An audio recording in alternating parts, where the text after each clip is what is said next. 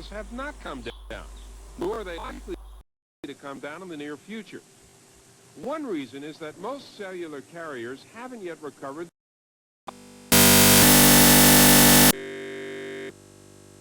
equipment to handle the increased demand. We're having to race to keep up demand for the service. We're adding additional cell sites as rapidly as possible to provide coverage in absolutely 100% of the area, or as close to that as we can get. Another factor is that in some markets weren't sure that enough people would want cellular to make the system pay. So they lowered rates to lure new customers. Now they're having to raise those rates to cover their costs. The third factor is that in most markets, the demand for cellular service is so great that there is simply no reason to lower rates. But if monthly rates aren't going to drop, is service at least going to get better? Will we get rid of all the static and interference?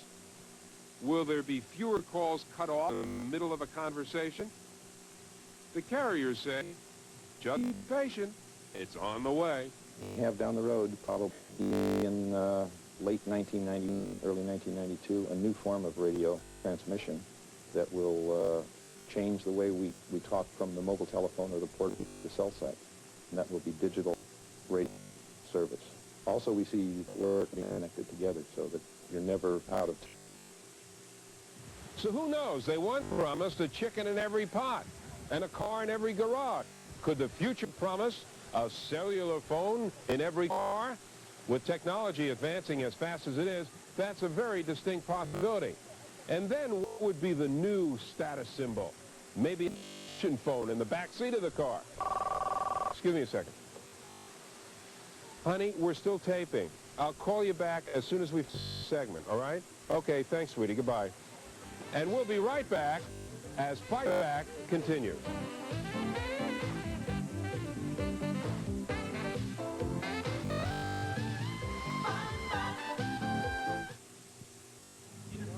At the top of the program, we went to the L.A. Zoo to challenge an ad showing two elephants pulling on the cinch ties of a hefty trash bag.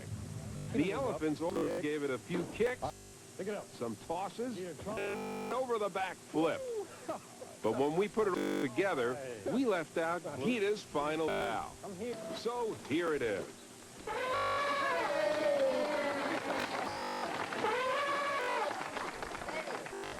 Thank you, Gita. But let's not forget to thank Ruby. She held up the challenge just as well.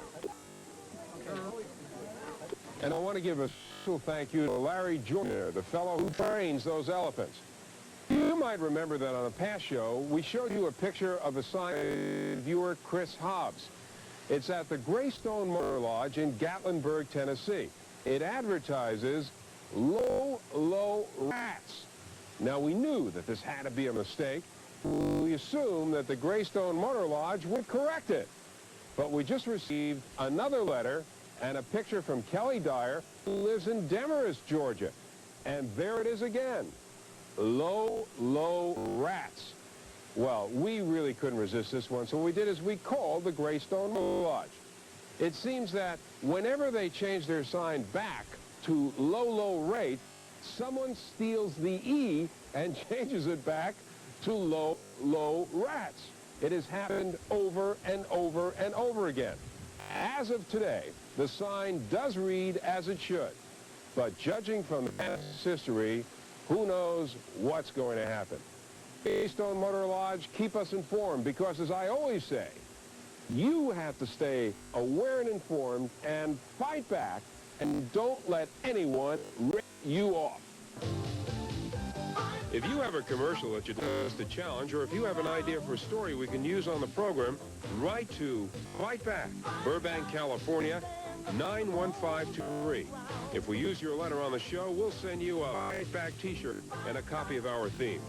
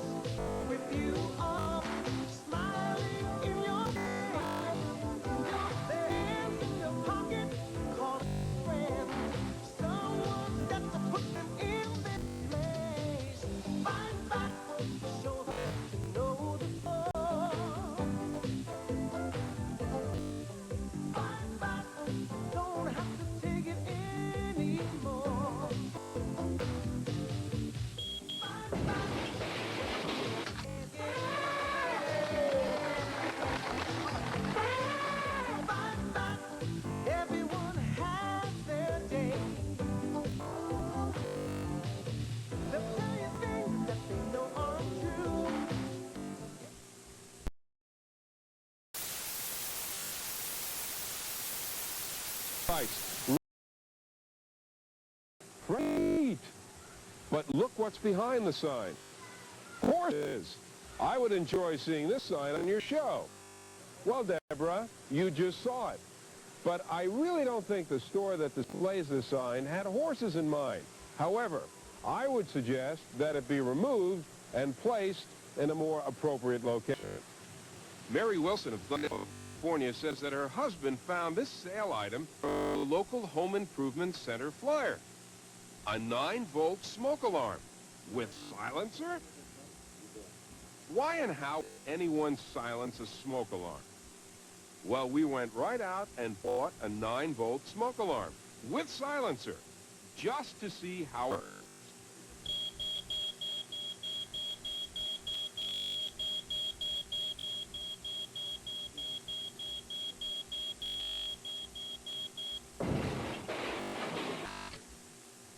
Well, Mary, we checked, and as you might guess, this is not what they meant by silencer, although it's something you think of when you hear one of those false alarms going off maybe in the middle of the night at your house. Actually, what they mean is that this smoke alarm has a silencer switch that quiets the alarm for 15 minutes so that you can cook. However, because we used this silencer, it is too late to show you what the silencer switch looked like.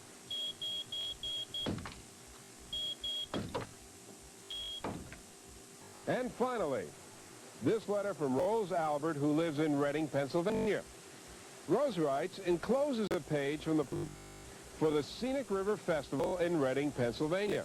Note all the wonderful conveniences, like the classiest restrooms that I've ever heard about.